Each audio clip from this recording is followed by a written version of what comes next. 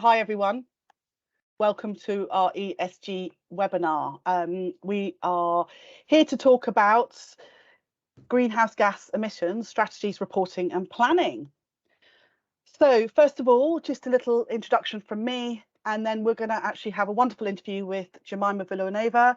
And Jemima has a background in driving incremental partnerships for luxury and B2B brands. She's worked in the programmatic space and is currently Executive Director for EMEA at the Atlantic. We also are going to then follow with a live demo by Ed Graham, our founder at GK, who actually has a really long background and history in accounting and business transformation. So he really does know what you go through when you have to go through these processes. So at GK, there's two key things really for us as an organisation. We're a boutique EPM consultancy, and when we work with our clients, you work directly with our directors. And because of that, they've got, as I said, many years of experience, so they can understand and empathise with your situation. We also believe that we should be focused on a core product, and that is the Oracle EPM. And it just allows us to be extremely knowledgeable and have the expertise to implement it really effectively. And we're really proud to say that we have 100% customer success rate. So today, we are here to talk about ESG and specifically greenhouse gases. We'll drill down even then into carbon emissions. And I think the really important element here is that we wanted to drill down in one area to use the demo as an opportunity to talk about, to show you how you can report and collect information. But also we can have a conversation with Jemima, who is really at the moment building a strategy at the Atlantic around this space. So what is ESG? So just to remind everybody, it is a report published by companies or organisations about environmental, social and governance and the impact they have. It does enable the company to be more transparent about the risks and opportunities that they face. And that's something, you know, from a benefits point of view, it allows companies to be ready for regulations with actionable information. And by that, I mean that actual information is the data that has been compiled into a single source of truth that allows you to forecast, it allows you to plan and strategize for the future to have a less environmental impact. Businesses in the UK of a certain size are required to give this information. However, this will then change and filter down to smaller and smaller businesses over the next few years, where they will also be required to deliver the same information. The other benefit is that there is you can lower your cost of energy and resources as a business. So if you understand where your resources are going, where your costs are, you can then start looking at not only your sites to your fleet of cars. So it gives you a big opportunity to look at how you might lower your costs as an overall business. And then finally, expectations and responsibilities. So we now work with a number of different partners who expect businesses to have a sustainable and thoughtful outlook when it comes to the environment and to social and governance. So sometimes even suppliers will not be chosen if they don't demonstrate that they are working in this space or doing things in this space. Socially as well, you know, and Jemima might mention this, as you know, from a consumer's perspective, consumers are now much more savvy about their expectations, and they are really, really keen to make sure that the businesses they buy from are doing everything that they can in that space. And now that leads us on to Jemima, who's going to be talking about what she's doing in that space. And this is a personal point of view.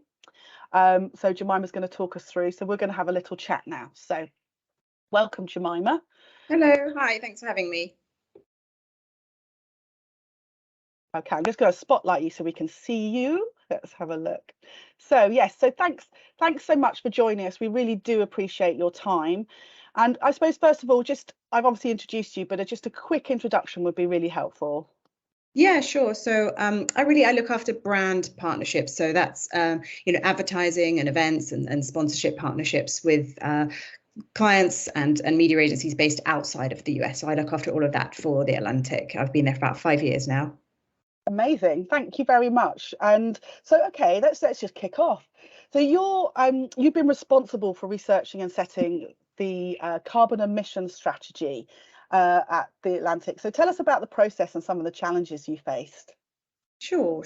So yeah, exactly like you touched upon, suppliers are, it's becoming table stakes to ask for the green credentials of your suppliers. And in many scenarios, we are that supplier, when we're partnering up with a big brand on a big sort of multi-platform partnership. So I really started with a blank sheet. It's not something that we had looked into before. And after getting my boss on board and establishing a small team of interested sort of colleagues who were volunteered to work with me, the first thing we did was conduct a type of audit around the company. So we met with each department to take stock of what they might already be doing. I didn't know that our magazine was produced on paper using sustainable processes, for example.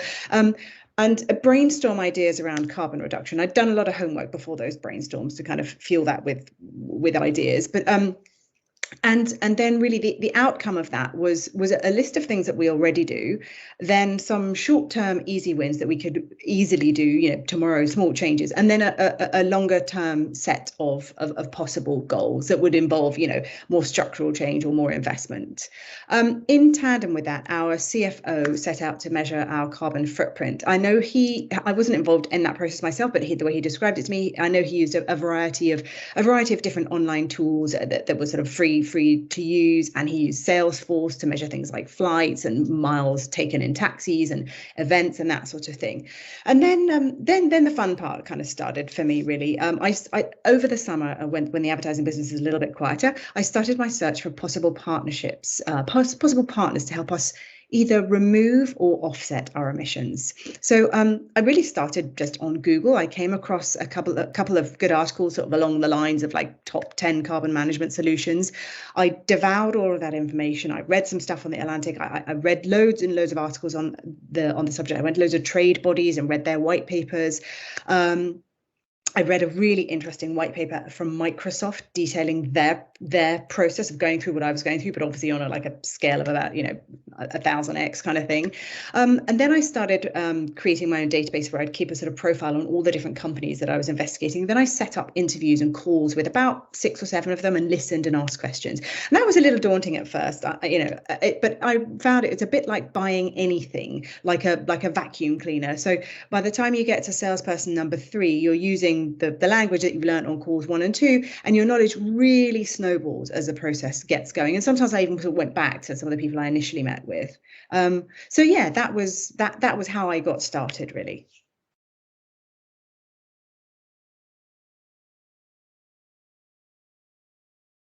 Right, so that's great. Sorry, I put you on. I put myself on mute because there was some noise in the background. So, okay, so you mentioned about sort of the Wild West or the challenges around offsetting. So why is this case, and what advice would you give others when they're looking at offsetting?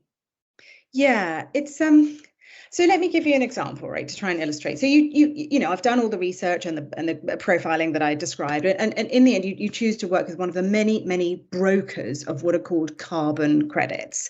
So there is a lot of money. You need to bear this in mind. There's a lot of money to be made in this space because everybody's looking to reduce, remove, offset their footprint. So these brokers spring up every day, and there's no standard accreditation for the companies or the projects they work on. They'll all spout different kind of accreditations. We're all the gold standard and the CCA, but there just isn't one that's reliable and trusted. So just to back up a second, a carbon credit is where you pay someone else to remove carbon from the air, for example, by planting a forest, which then offsets the carbon you produced as a business or an individual. So you click on some pictures of trees in their really cool app, and bingo, you spend $20 a ton. You're a good person or a green company. Already something sounds off, right? Something instinctive there. It really shouldn't be that easy. The key thing to remember here with simply offsetting is that you're not actually reducing the amount of carbon in the air on a net basis. Plus, how do you control or monitor that forest? How do I monitor a forest across the other side of the world? How do I know that credit will not be double sold to another business? How do I control for floods, fires, pests that destroy that forest? Trees take many years to mature and reach their full absorption capacity. Did you build that into your calculations. And then really importantly, if you enter into this world, which I did, you'll come across a concept of additionality. Did your money really mean that forest was planted, or would that project have gone ahead anyway? And people advise you that it's really crucial to establish additionality with any of these projects that you're working on. So there are hundreds of pitfalls here, and my advice would be really to work with a carbon consultant, not necessarily a pure broker. So you want somebody who specializes in on the ground, often using drone technology, so very, very science-based, ongoing monitoring of any project that you invest in. But of course, you're probably starting to realize this starts to get expensive, right? And can your business accept that cost? Are they willing to accept that cost? So another option you may have heard of or referred to, you say, okay, let's look at direct air capture, DAC, which is a technology-based solution where literally physically these companies build huge banks of extractors, and they quite literally suck in the air, they filter out the carbon, and then they bury it deep in the ground. So the key thing about this is that it is the only method that immediately and permanently removes carbon from the air.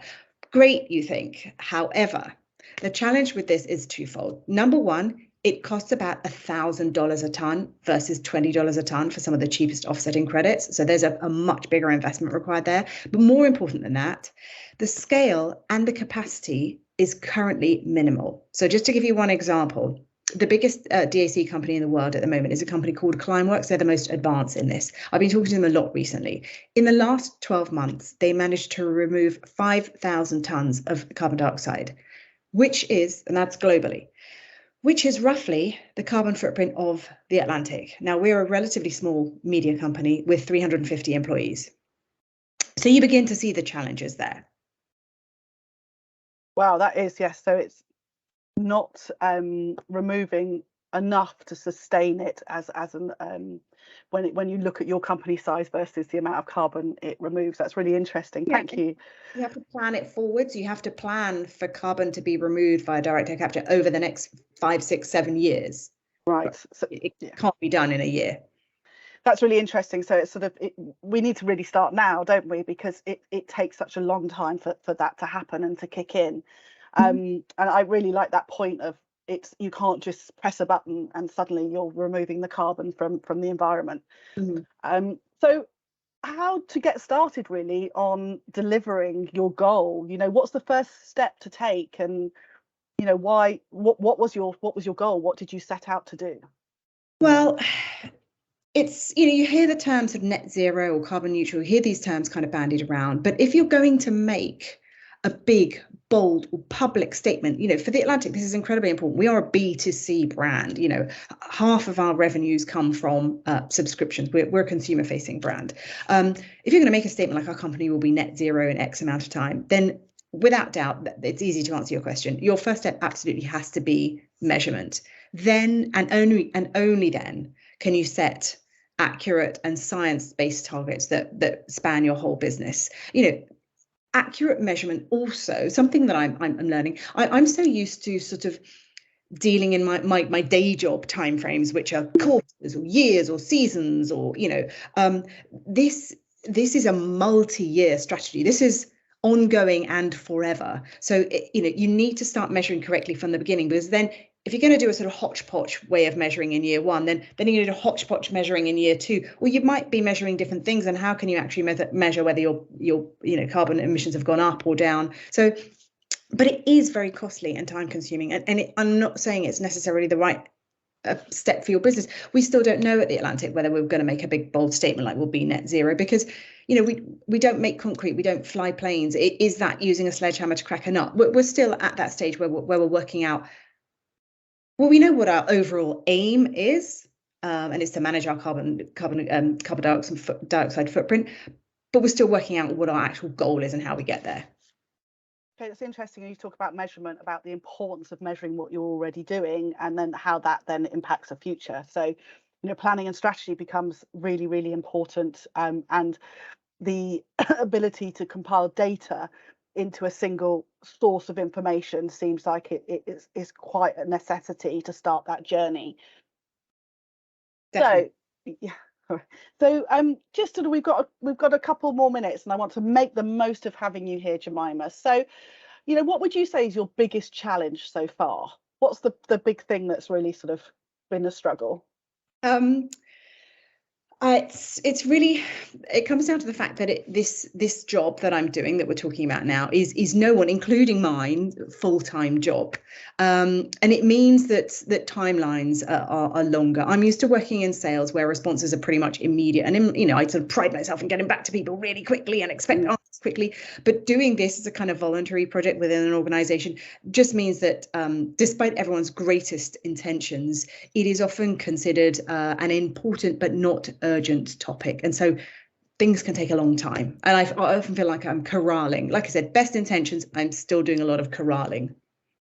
Oh, yes, we have to kind of bring people along on our journey, don't we? So corralling is probably quite important.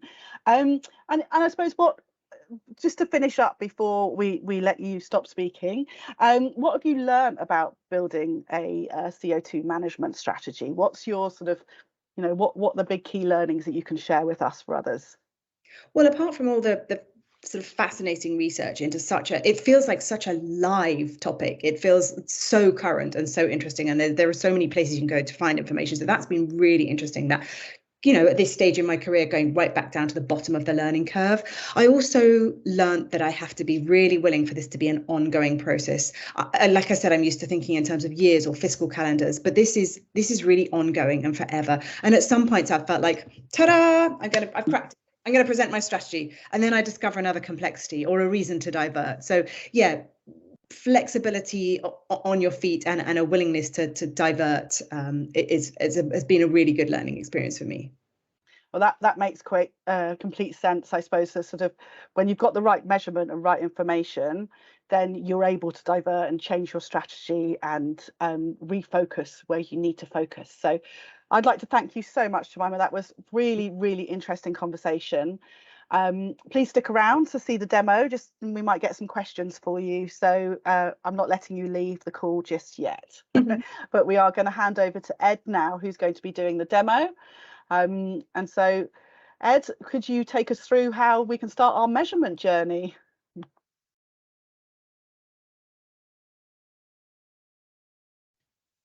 Thank you, Sophie. Hi, everyone. I'm Ed Graham, founder of GK, and I had the pleasure of sharing a template which we built. And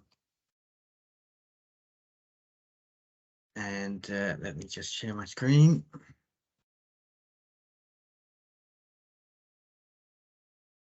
Can you see that, Sophie? Yes, I can. I'm just and are we live on LinkedIn Live? Okay, looks like we are. Okay, well, thank you, everyone. So this is a template that we've built to record and plan greenhouse gas emissions based on the greenhouse gas protocol. And if you haven't seen Oracle EPM before, you've got card-based navigation using these cards, or you've got a hamburger up here where you can navigate from. I think if you have Oracle EPM, using it to do ESG reporting's like a no-brainer. If you don't have it and you want it, please have a chat to us. So if we go straight into the model, what we have is a opening dashboard which shows you the different emissions by scope, and this data is taken more or less from one of the big four companies, let's say EY, and you can see 2021, which is when this data is from. There was a lot of scope 3 emissions, and if we drill down on that, you can see that we're talking a lot of home working. So you'd expect this year there'd be a lot more, say, business travel. We've also got this waterfall chart, which shows you how the emissions are built up, and then their aim is to be a carbon neutral. So they offset their emissions, and that takes them down to a carbon neutral position. So using Oracle EPM, you can plan what your emissions are going to be, and therefore you can go out to the market, as Jemima said, and buy those carbon credits. So how does this model work? So what we do is we take the greenhouse gas factors from the UK government website, which are published once a year, load those into the system, and we can load them into the system by entity. So if you've got different entities in different countries, you can load different factors. The model then uses these factors to automatically calculate a CO2 equivalent measure of so to actually enter the data, we enter the data by scope, and each scope has a schedule. So on this, we have a schedule for fuel, schedule for bioenergy, a schedule for refrigerant. For scope 2, there's a schedule for purchased electricity. Scope 3, there's schedules from everything from electricity transmission to homeworking. And then we have a schedule for offsetting. So offsetting is, as Jemima said, maybe a bit of a wild west at the moment, but we foresee in the future the government's going to be posting offsetting factors as well. So we would load those up, and therefore everyone would use a standard factor for offsetting. And then the result of this model is a report. And this report is required for the director's report for all listed companies at the moment, and in future to smaller companies. And so what you've got in the report is you've got your scope 1. And the good thing about EPM is that you can run calculations. So one of the calculations you can run is that CO2 per FTE. And this is on a standard format across your company. So if you see scope 1, scope 2, you've got scope 3, you've got minus your emissions, and you see that we are net zero, not net zero, but carbon neutral. If we wanted to change or add to the reporting, we would choose a schedule. We can add in, say, LNG. And then we just choose kind of what factor we need for LNG, which is obviously LNG.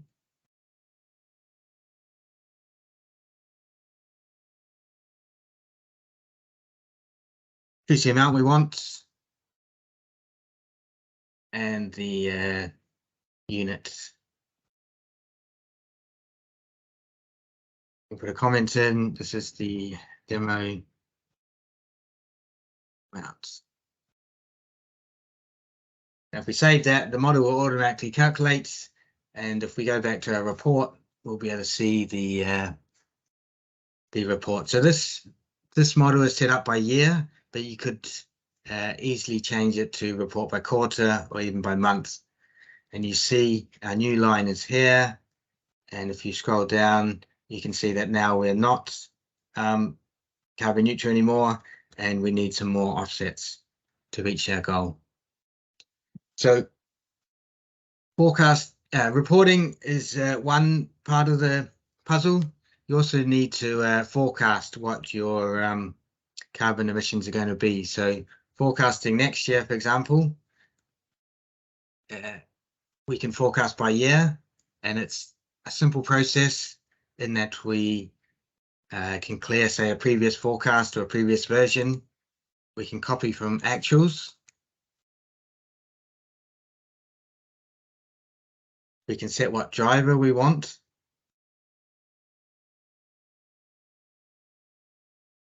For each of the things, I'm just going to use prior year.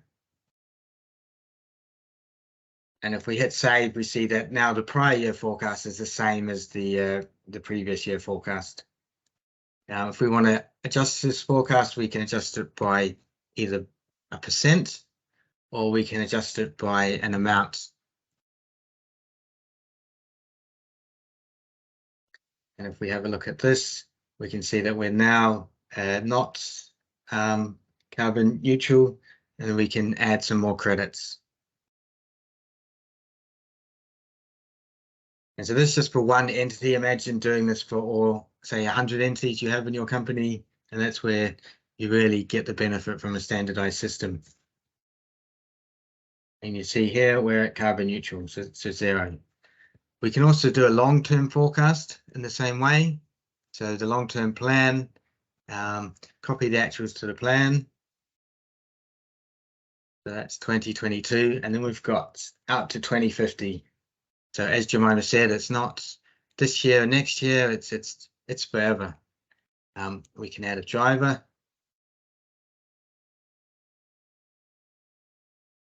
And if we hit save, you see we've got like a flat forecast, and the system will automatically calculate the CO2 equivalents. Now, if we look at the different scopes, we can drill down here, or we can drill down on the charts. Now, if we wanted to change that, we could, same as we did before, we could add a % increase, or we could change the driver.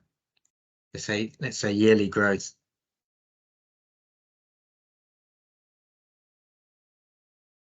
And if we save that, we can now see that we're not carbon neutral again. We need to work out our offsetting strategy. You can also do it manually. So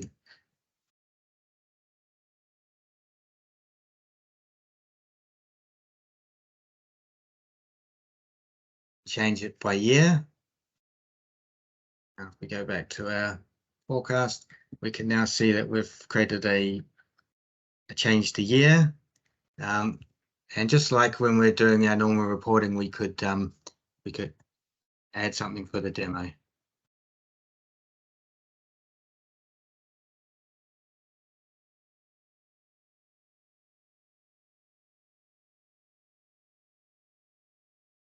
And the reason there's these 4 levels is some of the schedules have quite detailed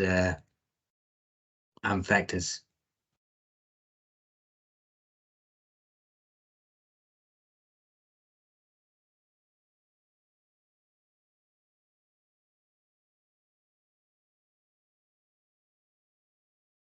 Okay, I hope the that demo was useful, and please feel free to contact us after this presentation if you've got any questions. Can I hand back to you, Sophie? Yes, you can. Thank you, Ed. That was really interesting. And so I just wanted to say again, thank you everyone for joining. Thanks again, Jemima and Ed, for sharing your demo and your personal story, Jemima. And I think just to sort of add in conclusion, really, that we all need to start the journey, and we need to start it now. And that you can't start it without measuring what you're already doing and the impact you have as a business. You need to then understand that impact and then look at effective ways to offset it, but be really mindful of, you know, the detail behind what you're offsetting and how you're offsetting. And this is not a box ticking exercise for the next 12 months. This is not going to be going away. And this is a responsibility for businesses year after year. And actually, it's going to become more and more important through our partnerships, through our supplier relationships, and for our customers. So I'd like to thank you again. And please do get in touch with GK if you are interested in how you measure ESG and how to implement a system that will allow you to do that effectively. Thanks again. Bye-bye.